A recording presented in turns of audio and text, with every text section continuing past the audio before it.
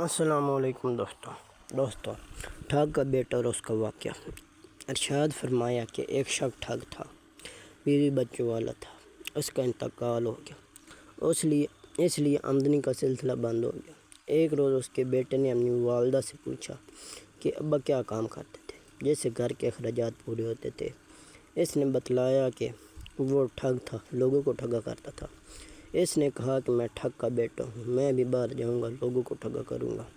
اس کی والدہ نے منع کیا کہا کہ بیٹا ابھی تو بچہ ہے، جب بڑا ہو جائے گا تب یہ کام کرنا۔ اس نے اصرار کیا اور کہا کہ میں تو جاؤں گا، میرے لیے کھانا پکا دو۔ والدہ نے کھانا دے دیا اور یہ کھانا لے کر چل دیا۔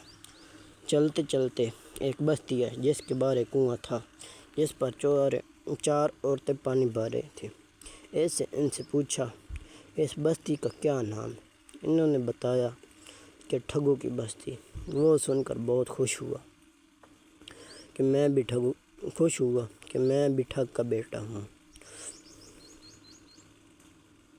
پھر ان سے ان کا اور ان کے باپ کے نام معلوم کیے، سب نے بتلا دیا۔ اس نے محفوظ کر لیا، پھر ادھر کی باتیں مشغول ہو گیا۔ جب وہ پانی بھر کر جانے لگی تو اس نے کہا ارے مجھے کس پر چھوڑ ڈلی۔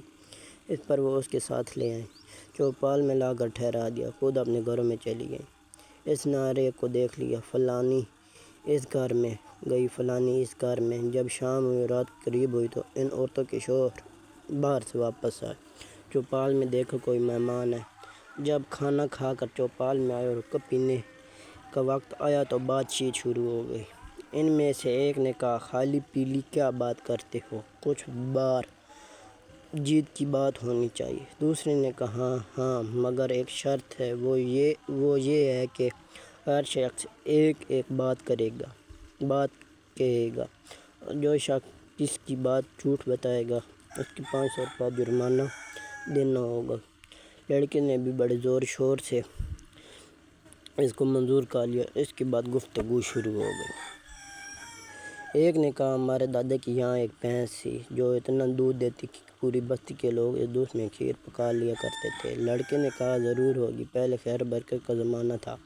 دوسرے نے کہا ہمارے دادا کی یہاں ایک بھینس تھی جو اتنا پیشاب کرتی تھی کہ اس میں کشتی چلتی تھی۔ لڑکے نے اس کی بھی تصدیق کی اور کہا کہ ضرور ہوگی، جب اتنا دودھ پینے والی بھینس ہو سکتی ہے تو اتنا پیشاب کرنے والی بھینس بھی ہو سکتی ہے، اس میں کیا اشکال ہے؟ تیسرے نے کہا ہمارے دادا کے یہاں چاول کا ایک تنا بڑا دانہ تھا کہ اس میں سے توڑ کر ہمارے دادا تمام بستی والوں کو دیتے رہتے تھے اور اس کے کھیر پکاتے تھے۔ لڑکے نے بھی تصدیق کی۔ چوتھے نے کہا ہمارے دادا کے یہاں اتنا لمبا باندھ تھا کہ جس کو بادل میں مار کر پانی جھاڑ لیا کرتے تھے، بارش کروایا کرتے تھے۔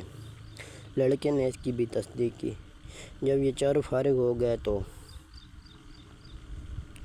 اس لڑکے سے کہا کہ تم بھی کچھ سناؤ۔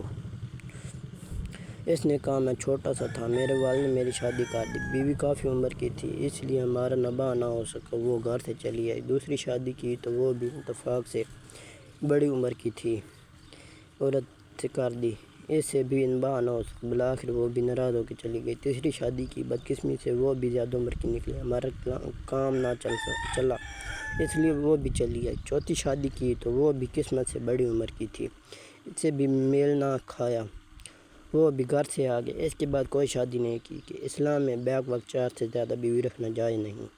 میں چوک نابالغ ہوں اس لیے میری طلاق بھی نہیں پڑ سکتی۔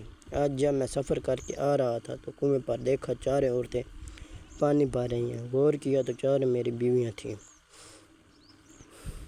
4 عورتیں میری بیویاں تھیں اور دیکھو پہلی بیوی کا نام یہ، باپ کا نام یہ، مکان کی طرف اشارہ کر کے کہا اس مکان میں ہے، دوسری کا نام یہ، اس کے باپ کا نام یہ اور مکان کی طرف اشارہ کیا، تیسری کا نام یہ، اس کے باپ کا نام یہ اور مکان کی طرف اشارہ کرتے ہوئے کہا اس میں سے، اور چوتھی کا نام یہ، اس کے باپ کا نام یہ، چوتھے مکان کی طرف اشارہ کرتے ہوئے کہا کہ وہ اس مکان میں ہے، یعنی چاروں تمہارے مکانوں میں ہیں۔ اب اگر میری بات کو سچا سمجھتے ہو تو 4 عورتیں میرے حوالے کر دو، اگر جھوٹ سمجھتے ہو تو 500 روپے دے دو۔ انہوں نے آ کر گالیاں دیتے ہوئے 500 روپے اس کو دے دیے اور کہا نکلو ہمارے گاؤں سے، خبردار جو یہاں سے آگے بڑھا۔ اس نے کہا جی خفا ہونے کی بات نہیں، خفا ہونے کی بات نہیں، میں نے تو اصولی بات کہی جو کہی۔ اس کے بعد یہ 2000 روپے لے کر، اس کے بعد یہ 2000 روپے لے کر گھر آیا اور ماں سے کہا کہ میں ہوں ٹھگ کا بیٹا۔ یہ تھی ہماری آج کی کہانی۔ اگر پسند آئی ہے تو چینل کو سبسکرائب اور سٹوری کو لائک اور شیئر دوستوں کے ساتھ شیئر کر دیں۔ شکریہ۔